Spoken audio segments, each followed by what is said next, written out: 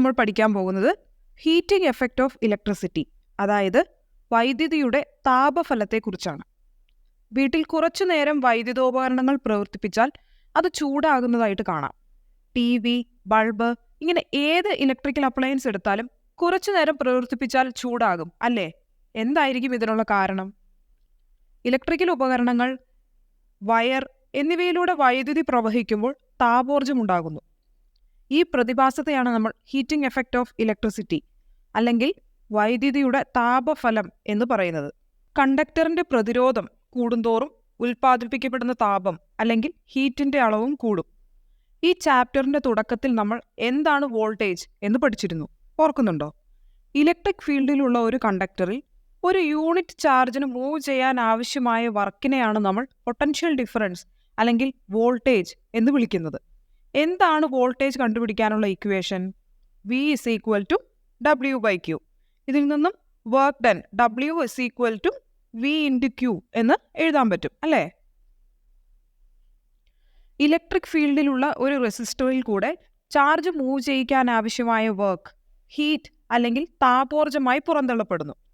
ഇനി നമുക്ക് റെസിസ്റ്ററിലൂടെ വൈദ്യുതി പ്രവഹിക്കുമ്പോൾ ഉൽപ്പാദിപ്പിക്കപ്പെടുന്ന ഹീറ്റ് കാൽക്കുലേറ്റ് ചെയ്യാനുള്ള ഇക്വേഷൻ കണ്ടുപിടിക്കാം. Work done W = heat produced H. W എന്താണെന്ന് നമുക്ക് അറിയാം. H = W = V × Q. ഈ ഡെറിവേഷൻ ചെയ്യാൻ മുൻപ് പഠിച്ച പല ഇക്വേഷൻസിൻ്റെയും ആവശ്യമുണ്ട്. എന്താണ് I = Q/T, അതായത് ചാർജ് ബൈ ടൈം. ഇതിൽ നിന്നും ചാർജ് Q നമുക്ക് കണ്ടുപിടിക്കാം. Q = I × T. Q = I × T എന്ന ഇക്വേഷൻ H = V × Q എന്ന ഇക്വേഷനിൽ നമുക്ക് സബ്സ്റ്റിറ്റ്യൂട്ട് ചെയ്യാം. അപ്പോൾ നമുക്ക് എന്ത് കിട്ടും? H = I × T × V, അതായത് H = VIT എന്ന് എഴുതാം. വോൾട്ടേജ്, കറന്റ്, വൈദ്യുതി പ്രവഹിച്ച സമയം T എന്നീ പാരാമീറ്റേഴ്സ് ഉപയോഗിച്ച് ഹീറ്റ് H കണ്ടുപിടിക്കാനുള്ള ഇക്വേഷനാണ് H = V × I × T. ഈ ഇക്വേഷൻ എല്ലാവരും കാണാതെ പഠിച്ചിരിക്കണം. ഈ ഇക്വേഷൻ ഉപയോഗിച്ച് നമുക്കിനിയും ഒരുപാട് പ്രോബ്ലംസ് ചെയ്യാനുണ്ട്. ഉൽപ്പാദിപ്പിക്കപ്പെട്ട താപോർജ്ജത്തിന്റെ അളവ് കണ്ടെത്താൻ ഇനി ഒരു ഇക്വേഷൻ നമുക്ക് ഓംസ് ലോ ഉപയോഗിച്ച് ഡിറൈവ് ചെയ്യാം. എന്താണ് Ohm's law? V = I × R. നമ്മൾ നേരത്തെ ഡിറൈവ് ചെയ്ത ഹീറ്റിന്റെ ഇക്വേഷൻ എന്താണ്? H = VIT. ഹീറ്റിന്റെ ഇക്വേഷനെ വിക്ക് പകരം നമുക്ക് IR എന്ന് സബ്സ്റ്റിറ്റ്യൂട്ട് ചെയ്യാം. അപ്പോൾ H = I × R × I × T, അതായത് I² RT. അപ്പോൾ നമുക്ക് എന്തെഴുതാം? H = I² RT. ഇതാണ് ഹീറ്റ് കണ്ടുപിടിക്കാനുള്ള മറ്റൊരു ഇമ്പോർട്ടൻ്റ് ഇക്വേഷൻ. ഇത്തരത്തിൽ സർക്യൂട്ടിലൂടെ വൈദ്യുതി പ്രവഹിക്കുമ്പോൾ ഉൽപ്പാദിപ്പിക്കപ്പെടുന്ന താപോർജ്ജം അല്ലെങ്കിൽ ഹീറ്റിനെ നമ്മൾ ജൂൾ ഹീറ്റിംഗ് അല്ലെങ്കിൽ ഓമിക് ഹീറ്റിംഗ് എന്ന് വിളിക്കാറുണ്ട്. H = I × RT എന്ന ഇക്വേഷനിൽ നിന്നും നമുക്ക് 3 കാര്യങ്ങൾ കൺക്ലൂഡ് ചെയ്യാം. ഒരു സർക്യൂട്ടിലൂടെ വൈദ്യുതി പ്രവഹിക്കുമ്പോൾ ഉൽപ്പാദിപ്പിക്കപ്പെടുന്ന താപോർജ്ജം H is directly proportional to the resistance R. H is directly proportional to the square of current passing through it. അതായത് ഉൽപ്പാദിപ്പിക്കപ്പെടുന്ന താപോർജ്ജത്തിന്റെ അളവ് അതിലൂടെ പ്രവഹിക്കുന്ന വൈദ്യുതിയുടെ അളവിന്റെ സ്ക്വയറിന് ആനുപാതികമാണ്. വൈദ്യുതി പ്രവഹിക്കുമ്പോൾ ഉൽപ്പാദിപ്പിക്കപ്പെടുന്ന ഹീറ്റ് സർക്യൂട്ടിലൂടെ വൈദ്യുതി പ്രവഹിച്ച സമയത്തിന് ഡയറക്ട്ലി പ്രൊപ്പോർഷണൽ ആണ്. എളുപ്പത്തിൽ പറഞ്ഞാൽ H is directly proportional to T. വളരെ സിമ്പിൾ ആയിട്ട് പറഞ്ഞാൽ I² കൂടിയാൽ H കൂടും, I² കുറഞ്ഞാൽ H കുറയും. അതുപോലെ തന്നെ ആറും ടിയും കൂടുമ്പോൾ H കൂടുന്നു, ആറും ടിയും കുറഞ്ഞാൽ H കുറയുകയും ചെയ്യും. ഇത്രയും നേരം നമ്മൾ പഠിച്ചത് I, R, T എന്നീ പാരാമീറ്റേഴ്സ് തന്നാൽ എങ്ങനെ ഹീറ്റ് H കണ്ടുപിടിക്കാം എന്നതാണ്. ഇനി ഹീറ്റ് ജനറേറ്റഡ് H കണ്ടെത്താനുള്ള മറ്റൊരു ഇക്വേഷൻ കൂടെ നമുക്ക് ഡിറൈവ് ചെയ്യാം. എന്താണ് ഓംസ് ലോ?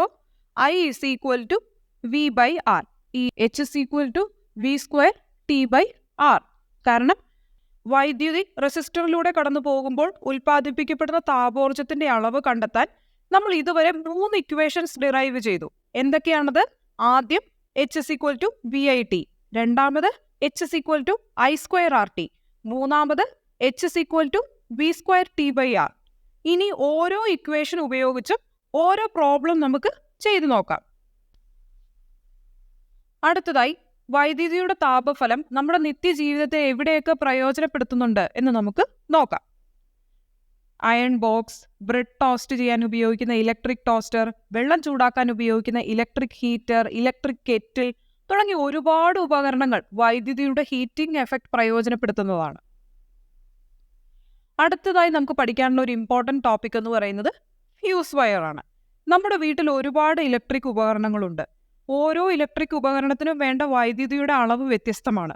ഉദാഹരണത്തിന്, ബൾബ് പ്രവർത്തിക്കാൻ കുറച്ച് വൈദ്യുതി മതി. എന്നാൽ ഫ്രിഡ്ജ്, ഇൻഡക്ഷൻ കുക്കർ തുടങ്ങിയ ഉപകരണങ്ങൾ പ്രവർത്തിപ്പിക്കാൻ കുറച്ചധികം വൈദ്യുതിയുടെ ആവശ്യമുണ്ട്. ഈ ഉപകരണങ്ങൾ ആവശ്യത്തിലധികം വൈദ്യുതി പ്രവഹിച്ചാൽ എന്ത് സംഭവിക്കും? ആ ഉപകരണം കേടായിപ്പോകും, അല്ലേ? ഇത്തരത്തിലുള്ള അപകടം ഒഴിവാക്കി ആ ഇലക്ട്രിക്കൽ എക്യുപ്മെന്റിനെ സംരക്ഷിക്കാനാണ് നമ്മൾ ഫ്യൂസ് ഉപയോഗിക്കുന്നത്. സ്ക്രീനിൽ കാണിച്ചിരിക്കുന്ന ഫ്യൂസ് വയർ നിർമ്മിച്ചിരിക്കുന്നത് ടിൻ, ലെഡ് എന്നീ ലോഹങ്ങൾ ചേർന്ന ലോഹസങ്കരം അല്ലെങ്കിൽ അലോയ് കൊണ്ടാണ്. ഫ്യൂസ് വയറിന്റെ മെൽറ്റിംഗ് പോയിന്റ് വളരെ കുറവാണ്. ഫ്യൂസ് വയറിന്റെ മെറ്റീരിയലായി മെൽറ്റിംഗ് പോയിന്റ് കുറഞ്ഞ മെറ്റീരിയലാണ് ഉപയോഗിക്കേണ്ടത്. അങ്ങനെയാണെങ്കിൽ മാത്രമേ അമിത വൈദ്യുത പ്രവാഹ സമയത്ത് ചൂടായി വയർ പൊട്ടിപ്പോവുകയുള്ളൂ അല്ലെങ്കിൽ ഉരുകിപ്പോവുകയുള്ളൂ. മെൽറ്റിംഗ് പോയിന്റ് കൂടിയ മെറ്റീരിയൽ ആണെങ്കിൽ ചൂട് കൂടുമ്പോൾ ഉരുകില്ല. വീഡിയോയിൽ ബൾബിനായിട്ട് 5 ആംപെയർ സേഫ്റ്റി ഫ്യൂസ് ഉപയോഗിക്കുമ്പോൾ ഫ്രിഡ്ജിന് 15 ആംപെയർ സേഫ്റ്റി ഫ്യൂസ് ആണ് നമ്മൾ ഉപയോഗിക്കുന്നത്. കാരണം ഓരോ ഉപകരണത്തിന്റെയും വൈദ്യുതോപയോഗം വ്യത്യസ്തമാണ്. ഉപകരണത്തിന്റെ ഇലക്ട്രിസിറ്റി കൺസംഷന് ആനുപാതികമായിട്ടുള്ള സേഫ്റ്റി ഫ്യൂസ് ആണ് നമ്മൾ ഉപയോഗിക്കേണ്ടത്. സേഫ്റ്റി ഫ്യൂസ് എപ്പോഴും സീരീസ് ആയിട്ടാണ് ഉപകരണങ്ങളുമായി ബന്ധിപ്പിക്കേണ്ടത്. സാധാരണഗതിയിൽ സേഫ്റ്റി ഫ്യൂസിലൂടെ വൈദ്യുതി പ്രവഹിക്കുമ്പോൾ ചെറിയ രീതിയിൽ ഹീറ്റ് പുറന്തള്ളപ്പെടുന്നുണ്ട്.